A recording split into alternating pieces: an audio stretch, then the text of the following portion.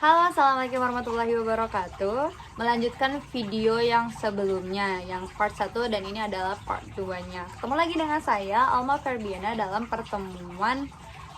pembahasan yang pertemuan yang kedua, part 2. Oke. Pertemuan ketiga berarti ya. Nah, di sini saya akan membahas tentang pengalaman saya selama di Pare. Saat itu saya mengambil lembaga LC atau Language Club. Jadi saya hanya bisa menceritakan tentang lembaga yang ada di sana karena saya tidak merasakan lembaga-lembaga yang lainnya. Oke. Jadi program di Pare itu ada program di LC itu ada beberapa. Ada yang program 1 minggu, 2 minggu, 3 minggu, 1 bulan, 2 bulan, 3 bulan, 4 bulan, sampai dengan 6 bulan. Nah, jadi teman-teman terserah gitu mau ngambilnya yang mana atau punya waktunya berapa lama, jadi sesuaikan aja. Saat itu saya mengambil program yang 4 bulan. Nah, 4 bulan ini namanya English Master, dan saat itu saya belajar tentang vocabularies, pronunciation, grammar 1, grammar 2, terus juga speaking, dan TOEFL ya, kurang lebih seperti itu. Nah, untuk harganya kalau untuk di bulan-bulan yang lain saya kurang tahu. Coba teman-teman bisa cari tahu, atau enggak saya cantumkan ya linknya di deskripsi saya, bisa teman-teman lihat aja langsung. Nah, saya mengambil program 4 bulan itu untuk harganya kurang lebih 5.500.000 ya, 5.500.000, dan itu sudah include dengan tempat tinggal selama di sana, berarti selama 4 bulan. Terus juga di sana ada akses wifi, terus juga belajarnya itu dari subuh. Kalau subuh itu setoran vocabularies, satu hari setoran itu 40 kosakata. 40 kosakata, kita jadi menghafalkan 40 kosakata dan 10 expression itu semacam kalimat. Jadi ya nanti juga teman-teman tahu lah. Jadi semacam kalimat gitu ya, kayak don't take too long, jangan lama-lama gitu. Nah, itu jadi udah ada bahasa Inggrisnya tersendiri, itu namanya expression. Jadi nanti di sana totalnya berarti 50 dalam satu hari, itu di pagi harinya. Lalu udah gitu langsung mandi, siap-siap makan, sarapan kayak gitu. Di jam 8-nya itu ada masuk kelas, dan itu kalau yang tadi pagi itu di camp. Jadi emang ada tutornya di camp, setiap camp tuh ada tutor. Nah, kalau yang jam 8 itu ada kelas. Jadi masuk kelas jam 8 sampai jam 9 lebih kalau nggak salah. Pokoknya dari jam 8 sampai zuhur itu ada dua kalau di kuliahan mata kuliah, dua pelajaran lah ya, grammar sama pronunciation. Terus setelah zuhurnya itu ada satu lagi, jadi satu hari itu 3. Sore itu teman-teman udah free, boleh mandi, jalan-jalan, makan atau apa. Biasanya ketika kita di sana kita sempatkan untuk jalan-jalan karena mumpung lagi ada di sana ya, karena setelah maghribnya itu ada kelas lagi. Nah, kalau kelas yang maghrib itu kayaknya kelas random, kita evaluasi, terus juga kita ngobrol bahasa Inggris, terus juga random lah pokoknya. Kalau yang maghrib itu sampai dengan jam 8 malam. Nah, jam 8 malam baru kita bisa istirahat. Nah, seperti itu untuk kegiatannya. Dan setiap bulan itu berbeda. Kalau di bulan pertama itu kita fokus grammar dan pronunciation, dan itu dasar. Kalau di minggu keduanya itu pronunciation dan grammarnya udah agak meningkat, juga speakingnya. Kalau di pertemuan yang di bulan ketiga itu kayaknya fokus speaking, dan di sana seru banget karena kita benar-benar mau tidak mau ngomong bahasa Inggris, walaupun bahasa Inggrisnya belepotan, tapi kita tidak ngerasa takut salah karena di sana semuanya sama-sama belajar. Jadi semuanya kita ngomong bahasa Inggris bebas aja gitu, jadi nggak perlu takut.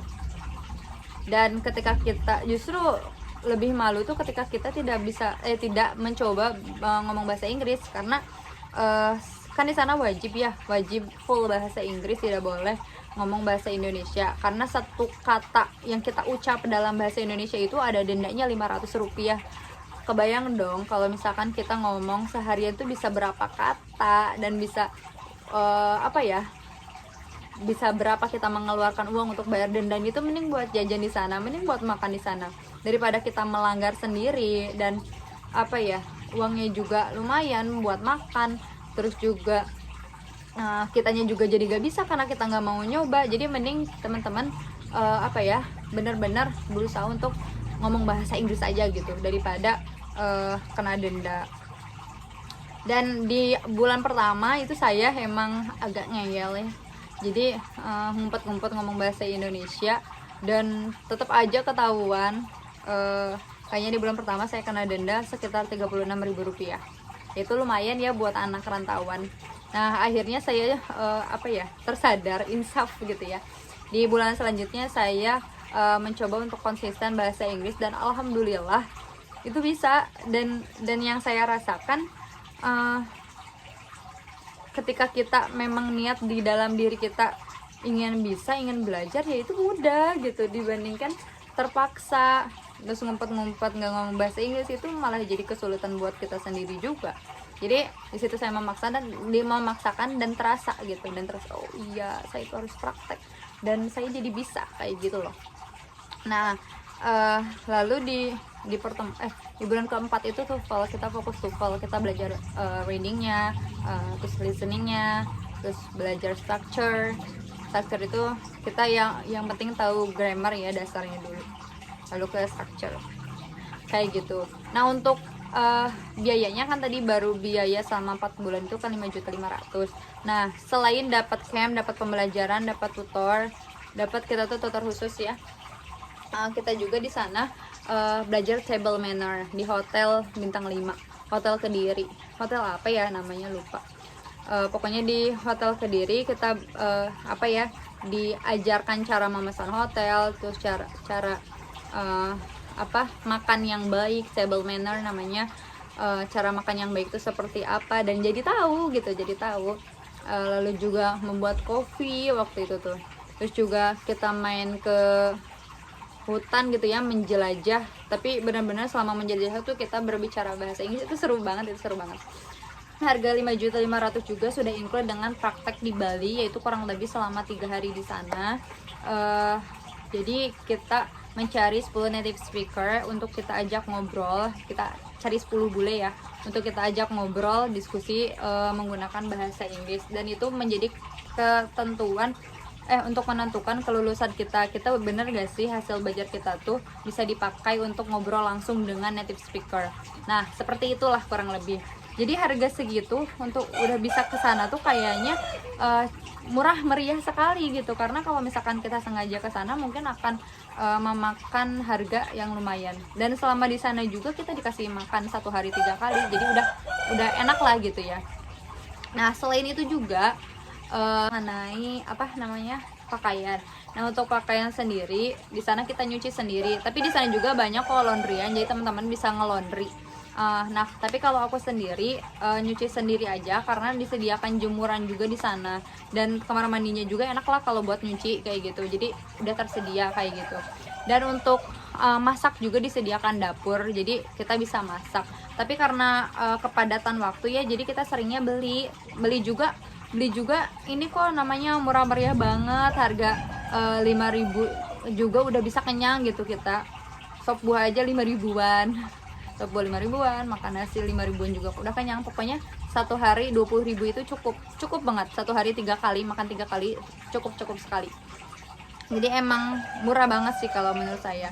Terus juga untuk kendaraan ya, sepeda. Untuk sepeda itu ada yang kisaran harga berapa, 50.000 per bulan, ada yang juga 80.000 per bulan, ada juga yang 100.000 per bulan, tergantung sepedanya gitu. Dan saat itu saya mengambil yang harga 80.000 per bulan, dan saya langsung sewa selama 4 bulan, jadi dapat portingan juga, dapat diskon juga. Jadi semakin lama gitu kita meminjamnya, semakin murah harganya. Itu sih, coba teman-teman kalkulasikan aja, hitung aja sepedanya, karena di sana kan nggak ada motor ya. Jadi kita di sana, selama di sana tuh pakai sepeda, dan itu mengurangi polusi juga, dan mengurangi kantong kering. Jadi sahabat-sahabat semua bisa kalkulasikan saja sendiri mengenai biaya selama belajarnya, biaya untuk makan sehari-hari, biaya untuk cucian, terus kendaraan dan lain sebagainya. Atau teman-teman juga bisa siapkan untuk liburan karena dekat banget ya ke Malang, ke Bromo, ke mana-mana pokoknya dekat. Dan saya juga banyak tempat liburan, gunung dan yang lain sebagainya. Nah, untuk teman-teman yang nggak mau ribet dan emang pengen fokus untuk belajar juga disediakan di sana, yaitu programnya lengkap.